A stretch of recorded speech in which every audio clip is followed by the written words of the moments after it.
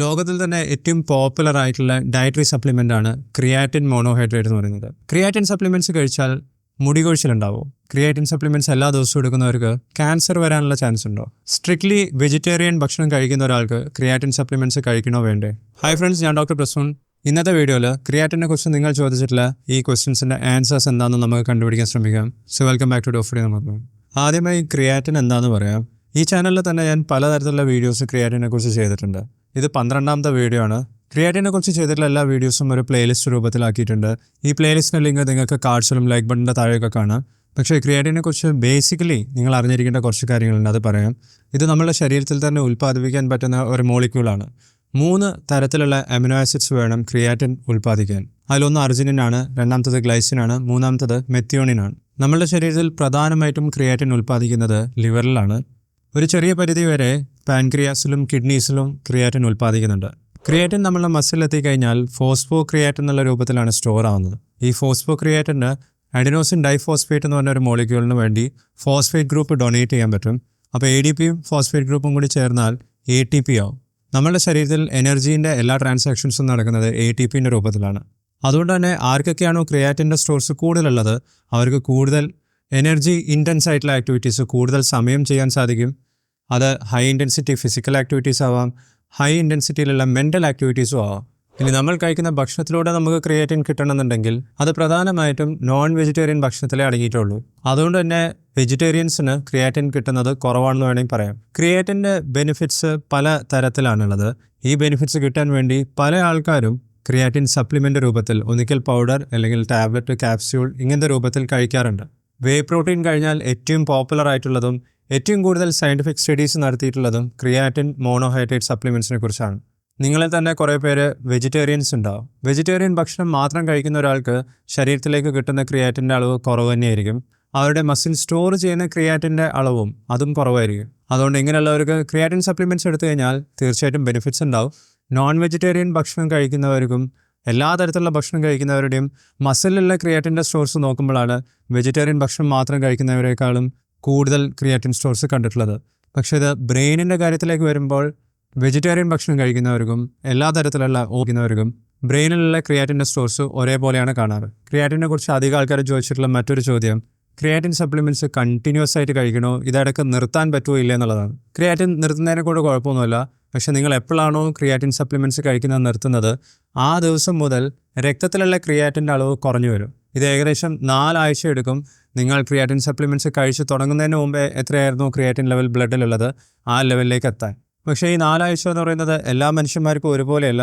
ചിലർക്ക് 3 ആഴ്ച മതിയാവും, ചിലർക്ക് 6 വീക്സ് വരെ സമയമെടുക്കും. ഇനി രക്തത്തിലുള്ള ക്രിയാറ്റിൻ്റെ അളവ് കുറഞ്ഞാൽ അതിനനുസരിച്ച് സ്റ്റോർ ചെയ്യുന്ന ക്രിയാറ്റിൻ്റെ അളവ് അത് ബ്രെയിനിലാവട്ടെ മസിലാവട്ടെ അതും കുറഞ്ഞു വരും.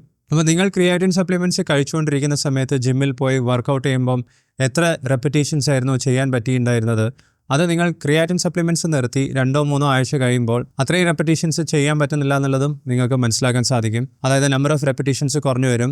കാരണം ക്രിയാറ്റിനിൽ നിന്നും കിട്ടുന്ന എനർജിയാണ് ക്രിയാറ്റിൻ സപ്ലിമെൻറ്റ്സ് സ്റ്റോപ്പ് ചെയ്യുമ്പോൾ കുറഞ്ഞു വരുന്നത്. ക്രിയാറ്റിൻ സപ്ലിമെൻറ്റ്സ് കഴിച്ചാൽ ക്യാൻസർ ഉണ്ടാവാൻ ചാൻസ് ഉണ്ടോ ഇല്ലേ? ഇത് കണ്ടുപിടിക്കാനും പലതരത്തിലുള്ള സ്റ്റഡീസ് നടത്തിയിട്ടുണ്ട്. പക്ഷേ കൂടുതലും ആനിമൽ സ്റ്റഡീസാണ് നടത്തിയിട്ടുള്ളത്. ആനിമൽ സ്റ്റഡീസിൽ 2 തരത്തിലുള്ള ഫൈൻഡിങ്സും ഉണ്ടായിട്ടുണ്ട്. ഒരു ഗ്രൂപ്പ് പറയുന്നത് ക്യാൻസർ പ്രിവെൻറ്റ് ചെയ്യാനുള്ള കഴിവ് ക്രിയാറ്റിൻ ഉണ്ടെന്നാണ്. രണ്ടാമത്തെ ഗ്രൂപ്പിലുള്ള ഫൈൻഡിങ്സ് പറയുന്നത് ക്യാൻസർ ഉണ്ടാക്കാൻ, അതായത് ക്യാൻസർ പ്രൊമോട്ടിംഗ് ഇഫക്ട്സും ക്രിയാറ്റിൻ ഉണ്ടെന്നാണ്. കൂടുതൽ സ്റ്റഡീസും പറയുന്നത് ക്രിയാറ്റിൻ സപ്ലിമെൻറ്റ്സ് കഴിക്കുന്നവർക്ക് ആൻറ്റി ട്യൂമർ ഇഫക്ട്സ് ഉണ്ടാവുന്നതാണ്. അതായത് ട്യൂമർ അല്ലെങ്കിൽ ക്യാൻസർ വരുന്നത് തടയാൻ സാധിക്കുന്നതാണ്.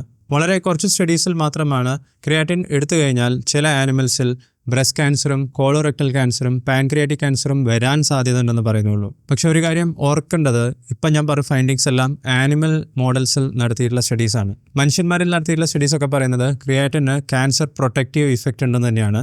ഡയറ്റിലൂടെ കിട്ടുന്ന ക്രിയാറ്റിൻ്റെ അളവ് കൂടുന്നതിനനുസരിച്ച് ക്യാൻസർ വരുന്നതിൻ്റെ റിസ്ക് കുറയ്ക്കാൻ പറ്റുന്ന US നടത്തിയിട്ടുള്ള റീസെൻറ്റ് സ്റ്റഡീസിൽ പോലും പറയുന്നുണ്ട്. അടുത്തതായി ക്രിയാറ്റിൻ സപ്ലിമെൻറ്റ്സ് എടുക്കുന്നവർക്ക് മുടി കൊഴിച്ചിൽ ഉണ്ടാവുമോ ഇല്ലെന്നുള്ളതും അധികം ആൾക്കാർക്കും അറിയേണ്ട കാര്യമാണ്.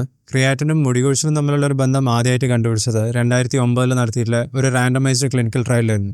ഇവിടെ 3 ആഴ്ച എല്ലാ ദിവസവും ക്രിയാറ്റിൻ സപ്ലിമെൻറ്റ്സ് എടുത്തിട്ടുള്ള റഗ്ബി പ്ലെയേഴ്സിൽ ഇവരുടെ ബ്ലഡ് സാമ്പിൾ പരിശോധിക്കുന്ന സമയത്ത് ഡൈഹൈഡ്രോ ടെസ്റ്റോസ്റ്ററോൺ, അതായത് DHTൻ്റെ അളവ് കൂടുന്നതായിട്ട് കണ്ടിട്ടുണ്ട്. DHTൻ്റെ അളവ് കൂടുന്നതിനനുസരിച്ച് മുടി കൊഴിച്ചിൽ ഉണ്ടാവുക എന്നുള്ളത് നമുക്ക് അറിയുന്നതാണ്. ഇതിൻ്റെ അർത്ഥം ക്രിയാറ്റിൻ സപ്ലിമെൻറ്റ്സ് എടുക്കുന്നവർക്ക് എല്ലാവർക്കും മുടി കൊഴിച്ചിൽ ഉണ്ടാവുന്നല്ല. നിങ്ങൾക്ക് അങ്ങനെ അനുഭവപ്പെടുന്നുണ്ടെങ്കിൽ അതിന് മറ്റെന്തെങ്കിലും കാരണങ്ങളുണ്ടോ എന്നുള്ളതും പരിശോധിക്കേണ്ടതാണ്. 2009 നടത്തിയിട്ടുള്ള ഈ ഒരു സ്റ്റഡി അല്ലാതെ ക്രിയാറ്റിൻ കഴിച്ചയാൾ നിർബന്ധമായിട്ട് മുടികൊഴിച്ചിലുണ്ടാകുന്ന മറ്റൊരു സ്റ്റഡിയിലും ഇതുവരെ തെളിയിക്കാൻ സാധിച്ചിട്ടില്ല. നേരെ മറിച്ച് ക്രിയാറ്റിൻ സപ്ലിമെൻറ്റ്സ് എടുക്കുന്നവർക്ക് ടെസ്റ്റോസ്റ്ററോണിൻ്റെ അളവ് കൂട്ടാൻ പറ്റുമെന്ന് നോക്കാൻ വേണ്ടി ഈ സ്റ്റഡീനെ ബേസ് ചെയ്തിട്ട് മറ്റ് പലതരത്തിലുള്ള സ്റ്റഡീസ് വീണ്ടും നടത്തിയിട്ടുണ്ട്. കാരണം കുറേ പേർക്ക് ടെസ്റ്റോസ്റ്ററോൺ കുറവുള്ളവർ ക്രിയാറ്റിൻ സപ്ലിമെൻറ്റ്സ് എടുക്കുന്നുണ്ട്. ഇതിനെക്കുറിച്ച് മറ്റൊരു ഡീറ്റെയിൽഡ് വീഡിയോ ഞാൻ ഇതിനു മുമ്പ് ചെയ്തിട്ടുണ്ട്. വീഡിയോൻ്റെ ലിങ്ക് നിങ്ങൾക്ക് കാർഡ്സിൽ കാണാം. അതുകൊണ്ട് തന്നെ ക്രിയാറ്റിൻ സപ്ലിമെൻറ്റ്സ് എടുത്താൽ മുടി കൊഴിച്ചിലുണ്ടാവുമെന്ന് പേടിച്ചിട്ട് നിങ്ങൾ ക്രിയാറ്റിൻ സപ്ലിമെൻറ്റ്സ് എടുക്കാതിരിക്കേണ്ട. ക്രിയാറ്റിൻ സപ്ലിമെൻറ്റ് മാത്രമല്ല, എന്ത് തരത്തിലുള്ള സപ്ലിമെൻറ്റ് എടുത്താലും അത് കാരണം നമുക്ക് ബെനിഫിറ്റ് മാത്രമേ ഉള്ളൂ, പ്രശ്നങ്ങളൊന്നുമില്ല, അതായത് സൈഡ് എഫക്ട്സ് ഒന്നും വരുന്നില്ല എന്നുള്ളത് ഉറപ്പുവരുത്താൻ പലതരത്തിലുള്ള ടെസ്റ്റുകൾ നമ്മൾ തന്നെ ചെയ്ത് നോക്കേണ്ടതാണ്. അത് ക്രിയാറ്റിൻ സപ്ലിമെൻറ്റ്സ് കഴിക്കുമ്പോഴും നിർബന്ധമായിട്ടും ചെയ്യേണ്ടതാണ്. ഇതിൽ പ്രധാനമായിട്ടും വരുന്നത് കിഡ്നി ഫംഗ്ഷൻ ടെസ്റ്റാണ്. നിങ്ങൾ സപ്ലിമെൻറ്റ്സ് എടുത്ത് തുടങ്ങുന്നതിന് മുമ്പേയും എടുത്ത് തുടങ്ങി 1-2 മാസത്തിന് ശേഷം വീണ്ടും ഈ ടെസ്റ്റ് ചെയ്ത് നോക്കേണ്ടതാണ്. 2 വാല്യൂസും കമ്പയർ ചെയ്യേണ്ടതാണ്. ഇതിൽ മാറ്റങ്ങൾ കാണുകയാണെന്നുണ്ടെങ്കിൽ സപ്ലിമെൻറ്റ്സ് എടുക്കുന്നത് സ്റ്റോപ്പ് ചെയ്തിട്ട് നിങ്ങളുടെ ഡോക്ടറുമായി ചർച്ച ചെയ്യണം. അതിനുശേഷം മാത്രം ക്രിയാറ്റിൻ സപ്ലിമെൻറ്റ്സ് കണ്ടിന്യൂ ചെയ്യുന്നതിനെക്കുറിച്ച് ആലോചിച്ചാൽ മതി. നിങ്ങൾക്ക് ഇനി ക്രിയാറ്റിൻ സപ്ലിമെൻറ്റ്സിനെ കുറിച്ച് കൂടുതൽ എന്താണ് അറിയേണ്ടത്? വീഡിയോൻ്റെ താഴെ കമൻറ്റ് ചെയ്യുക.